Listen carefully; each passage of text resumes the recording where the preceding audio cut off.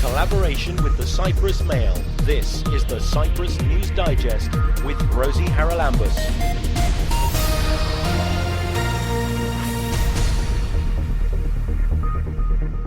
Coming up this week, our medical records are about to be digitised for a streamlined national health system. Eventually, this system will be producing clinical data for forming what we call the National Health Records Platform. The ban on certain single-use plastics comes into force tomorrow. Cotton pads, certain one-use cutlery, plastic plates, straws, the sticks that they use to attach balloons to give to children, food containers, plates, cups that are made out of polystyrene.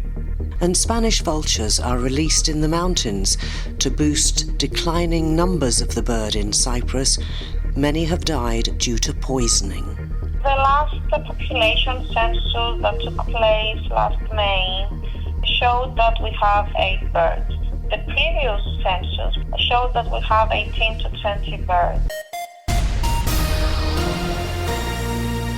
Our healthcare system is about to get a digital upgrade. Within a couple of years, patients will have access to electronic health records, and it'll be much easier for doctors, I believe, to access their patients' records and pass on referrals.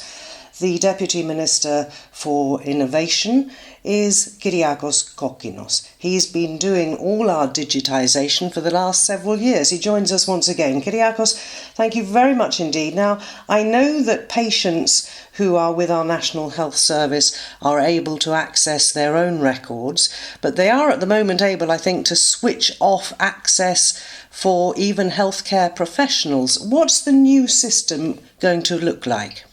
Well, the system that is running now for the national health system, it's an insurance system. In other words, the data that the citizen has or the patient are focused on the payment attributes for a healthcare transaction. The new system, which is for the hospitals of OGP, the state-owned hospitals, is a clinical system which will provide the capability to the citizens to access their clinical data. And not only that, but also to cancel appointments or ask for a new appointment or get all the information that relates to their electronic health records. Eventually, this system will be producing clinical data for forming what we call the National Health Records Platform. Also, the system, it's an integrated healthcare system that deals also with the internal operation of a hospital, the administration, the stock control, the consumption of consumables or other kinds of medicine. It includes inpatient and outpatient management, as well as laboratory information system and radiology and other modules that deal with the availability of clinical data concurrently and available to all doctors and the patient concurrently and at the same time, almost in a real-time approach. Now, a lot of people still see doctors who are not in the national health system. Will their information be able to be passed across if they are referred to a national health hospital? Not through this system. This system is only for the healthcare transactions performed in state-owned hospitals, what we call OGP ecosystem.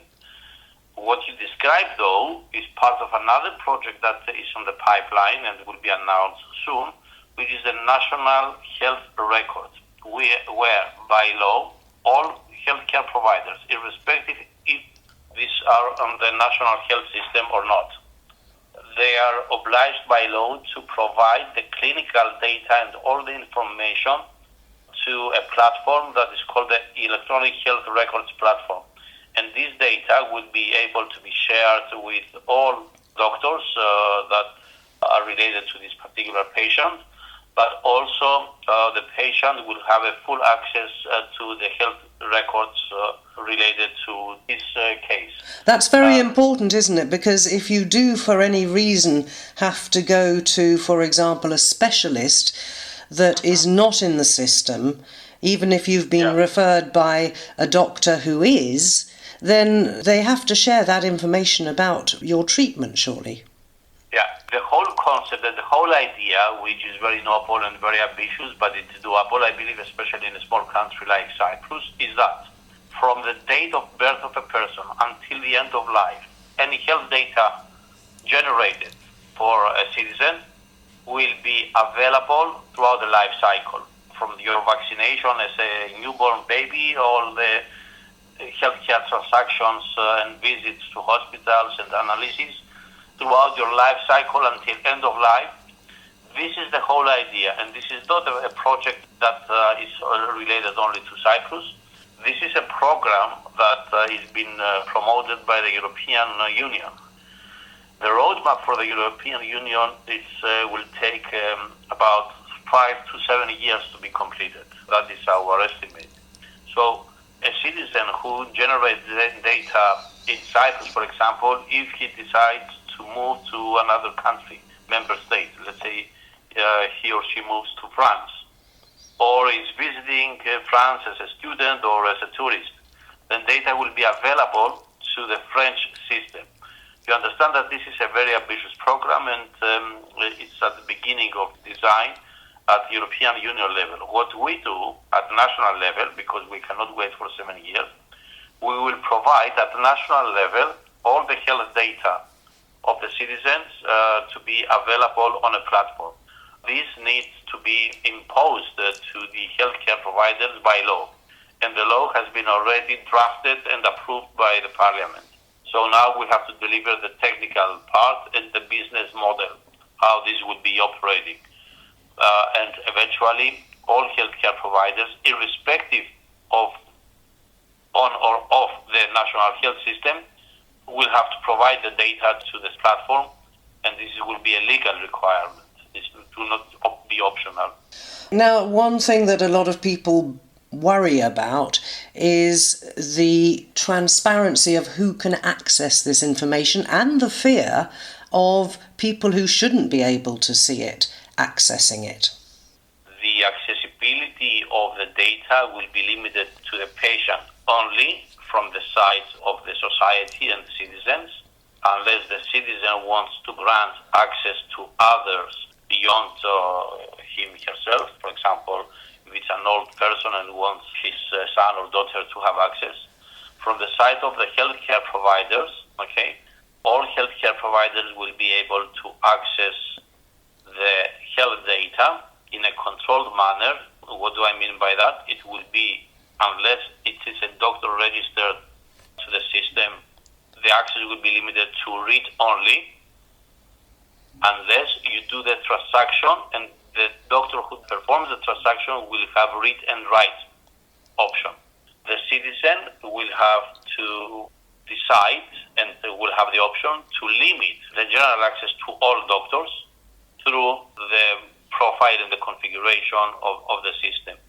Of course, there will be exceptions and some other design parameters that need to be discussed, and these have not been finalized. For example, would a doctor have access to medical data that do not relate to the clinical situation of a citizen? For example, if I visited a psychologist or a psychiatrist, I will have the function to limit the visit of this data only to my psychiatrist or my psychologist, because people might not want this data to be available to their an orthopedic or another doctor or to a clinical laboratory, etc. However, if the psychiatrist has given you some sort of medication, it's very important with the medications they use that other practitioners can access that information. Absolutely correct. Absolutely correct.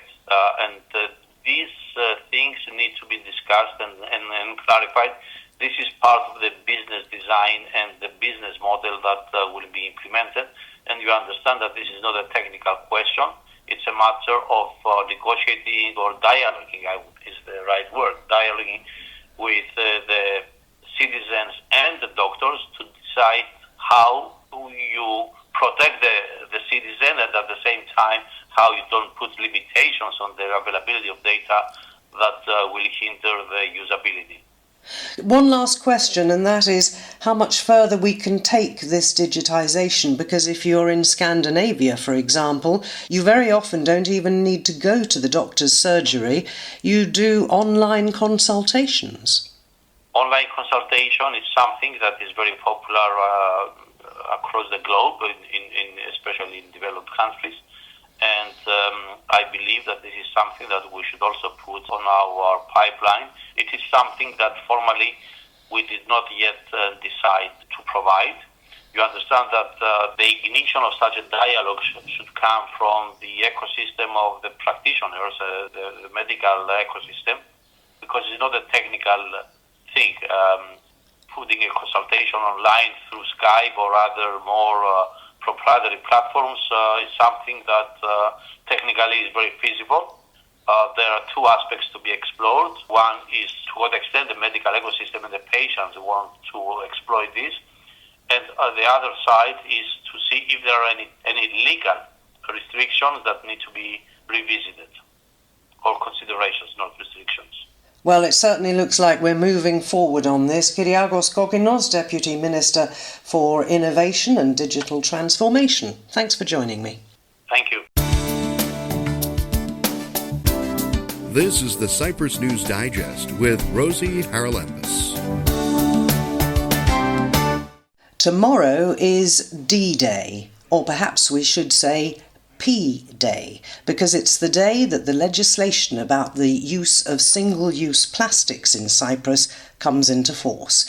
What can we no longer use? What's going to happen to those items that people still have? We're joined by the leader of the Green Party, Bambos Theobemptou. So, Bambos, you've been working for years on this, and finally it's here. Tomorrow is when we should ditch all single-use plastic, is that right? Yes, exactly. Tomorrow is the day that the legislation comes into force. In Cyprus, I should say that it came into force in the rest of Europe on July last year, but in Cyprus it comes into force tomorrow. So that is the day that we will no longer be allowed to have on the market around 10 plastic items that the directive has chosen.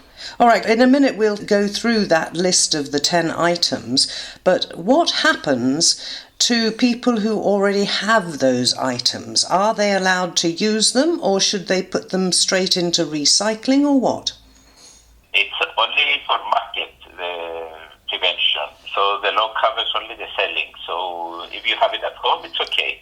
There's no problem. So nothing to stop not to have it available in the shops. Okay, but there's nothing to stop shops that are still offering it from people going in there and stocking up. So how long before we actually say we no longer use single-use plastic? The idea was that the market was notified long ago that this will come into force on the 1st of October. So ideally, the market knows the date long ago. It's not just a day that came in a few months without a warning. They have a warning which is more than a year. Oh, I know, because we've talked about this hundreds of times. But yes. So any supermarket that still has these items on their shelves has got to remove them tomorrow. Yes. Actually, they've got to remove them today so that they're not on the shelves tomorrow. Okay, yes. But the idea is that the Department for the Environment will actually go out and do inspections. So I hope that we will not have this in our shops anymore. Now, we'll go through the list, as I said, in a moment, but suppose I do go into a shop tomorrow and I see these items still on display. Is there anywhere that I can make a phone call and say, go and check those people out? the department responsible for enforcing the law is the Department for the Environment, so that is the department to get in touch with. All right, because that would help, wouldn't it, if consumers who are waiting for this ban to come into force actually help the department?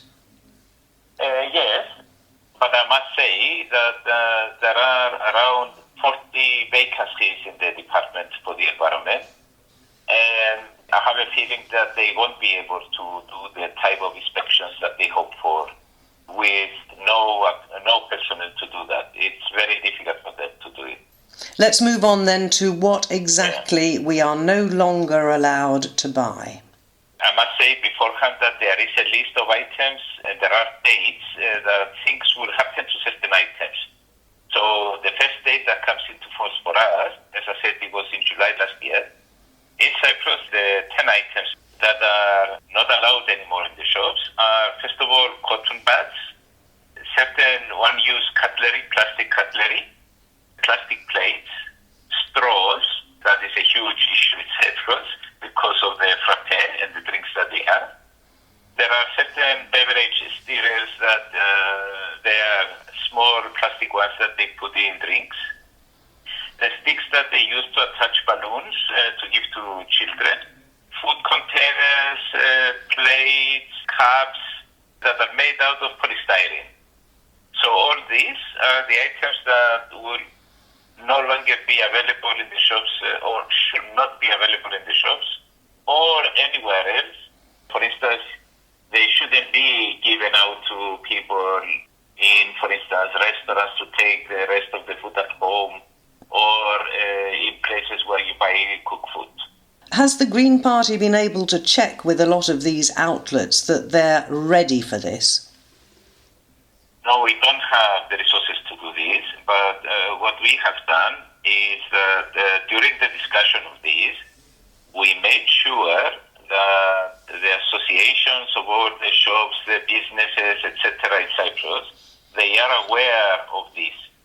So I know for a fact that the Industrial Federation, the associations, everybody knows about the law coming into force. So they knew that. They had a warning many months before the date of tomorrow. So we'll all just keep our eyes open, I guess. And there are alternatives on the market already. I do know that some outlets have already made the switch, for example, to tinfoil with cardboard tops if you want to take food home and stuff like that. Yeah, and you'll also see that big chains actually they use biodegradable containers that they give out. Also in the shops, you'll see that even well-known makes of cotton buds are no longer made of plastic. They use compressed paper. So the change is already happening. It's just that the date came into force tomorrow. So these will actually gradually die away. Gradually is the problem, isn't it? But have you any idea what difference this will make to the huge amounts of plastic that we see dumped in the countryside or find on our beaches? These are the items that were chosen by the European Commission after the studies that they made. I must say again that this is just one step out of a long list of actions that are listed in the policy that they developed on the war on plastics, which will last for 10 years. Within our law in Cyprus, you'll find other dates of things happening like warnings on plastic items. You'll see that eventually there is a step that comes in, I don't remember the date, but bottles with plastic cups, the plastic cup will be attached to the bottle so that you won't be able to separate it. And eventually, as I said, there is a plan eventually to reduce the plastics that you find in nature. And the difficult part for Cyprus will be the obligation to recycle to, I think, 40 or 50% of the plastics. So this is the reason why we also changed the law about domestic waste, so that the waste that we produce at home will actually end up recycling. So recycling will be obligatory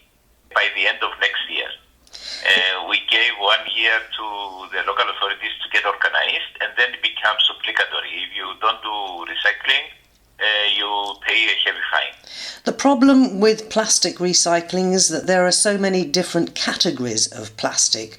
I mean, trying to look with aging eyes at the number on a bottle top and to see which one that is and is it recyclable, it's very complicated, isn't it?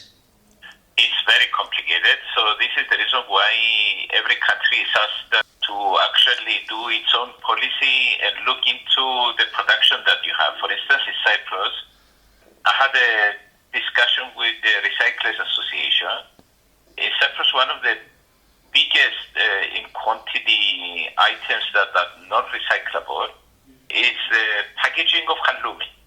People put it in the recycling bin, but it cannot be recycled. They actually take it to basilico cement to be burned for energy. So I think this is just an example of what government must do. They should get in touch with dairy companies and make sure that the packaging that they use is recyclable, or assist them in finding the proper recyclable packaging. And they should issue lists to enlighten people about all these different types of plastic, because an awful lot of people do what we call wish cycling, and they just chuck everything in, and that further down the line makes it very difficult for the recyclers, doesn't it? Yes. And not only that, if you talk to them, you'll see that around 50% of the stuff that we put in recycling cannot be recycled. And we also have a big problem because EU now forbids the export of non-recyclable plastic outside EU borders. So we have to reduce it and learn to manage it. We have to take responsibility for it, is the bottom line. Bambos, always a pleasure talking to you. We'll wait and see just how much this new law is observed here in Cyprus. Thanks for telling us about it. Thank you for the opportunity. Thank you. Keep up to date with events in Cyprus and around the world with the Cyprus News Digest. On Wednesday this week, BirdLife Cyprus took a team up into the mountains to release 15 griffon vultures that had been flown in. You may recall we spoke about it last year. They were flown in from Spain and they've been acclimatising ever since. Now, there have been some poisoning problems in the area, so the original release was delayed. But today, they found their wings, and present there, and to tell us all about it from BirdLife Cyprus, was Melpo Apostolidou. Melpo, this is what you've all been working for on the Life with Vultures project, so do explain to us, paint us a picture of what happened this morning. What we did this morning is part of, as you said very correctly, a part of a 4-year EU-funded project. On Monday, we went and we put GPS transmitters on the birds that would be released today. So 2 days later, we went to the acclimatization aviary and we opened the gate so these birds, the wild birds, can return to the wild. They have been brought from Spain in order to boost the Cyprus population. And how is the Cyprus population doing? I mean, they don't produce offspring in large numbers or very often, do they? So I presume you're hoping that they will all pair up with possibly birds that are already on the island and we'll see an improvement in the numbers. Yeah, so the last population census that took place last May showed that we have 8 birds. The previous census, population census, showed that we have 18 to 20 birds. And the reduce in number is because we know that we had a poisoning incident in early May, and we know that we lost 2 nests of griffon vultures, and we lost the sub-adult as well. We haven't found all the dead birds, but the count shows us that, yes, we lost half of the population in this poisoning incident in May. So before this recent poisoning incident, our population was close to 18 to 20 birds with 1, 2, 3, 4 pairs we had. We think we've left with one pair at the moment. We will need to wait for the next breeding season to confirm this. We hope that we have at least one pair. Although the birds that Spain donated to Cyprus, these birds are 1 to 2 years old. So we hope that they will survive and reach adulthood and then, yes, pair up with our birds. So we expect that they will pair up between them and with the previous local population to produce more offspring. So am I right in thinking they don't lay very many eggs, do they? And when do they come to maturity? I mean, if these released birds are still too young to breed, it's very important they survive until they do reach adulthood. Exactly. Vultures are at the top of the food chain.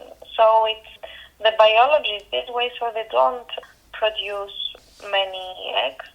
If we think of mice, that they are food for other species, they have a high reproductive cycle. So vultures, like other raptors, they have a slower reproductive pace, let's say. They produce one egg every 1 or 2 years. They do not breed every year. Sometimes they do, but sometimes they don't. And they reach sexual maturity when they are close to 5 years.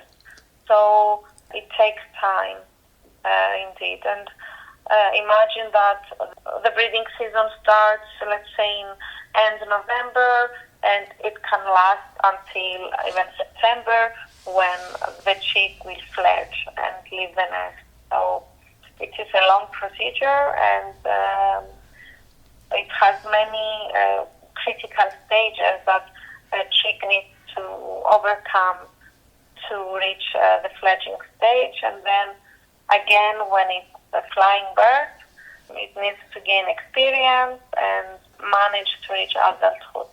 And there are many threats, out there. There are natural causes of mortality as well, and mortality is of course higher in juveniles, like all species, most of the species. So yeah, where we are today with all this poisoning going on, the biology does not help, so we need to help them. I believe that you had some of the leaders of the communities around the area coming to see the release today. Is that part and parcel of your awareness-raising campaign to try and persuade local villagers that poisoning is extremely dangerous for our biodiversity?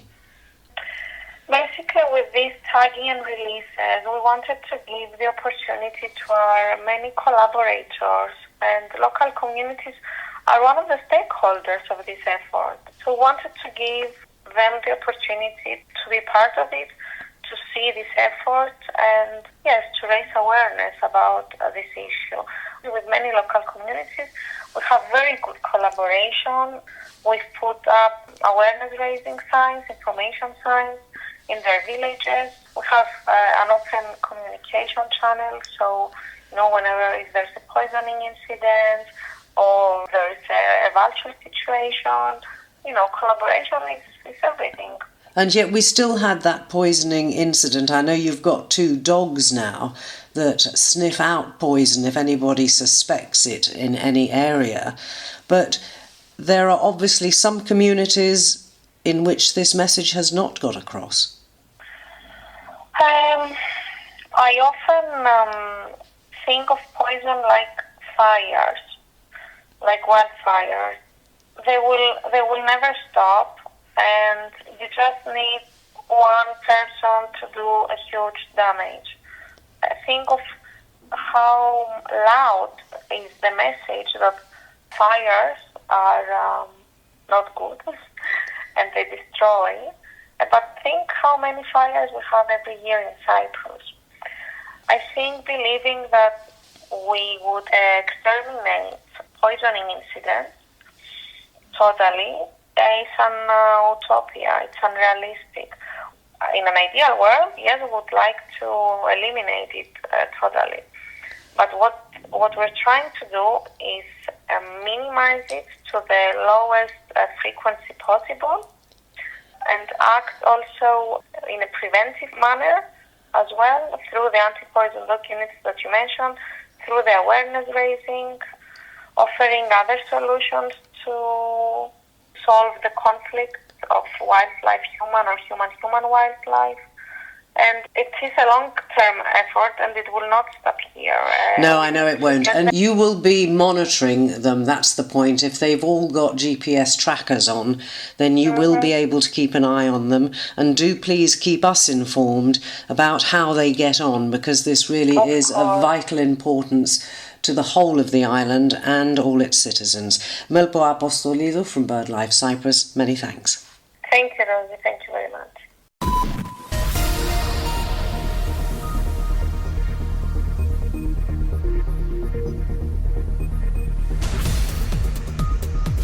Well, that about wraps up this edition of the Cyprus News Digest. Many thanks for your company. Hope you'll join me next week. Till we meet again, take care and God bless. Bye-bye now.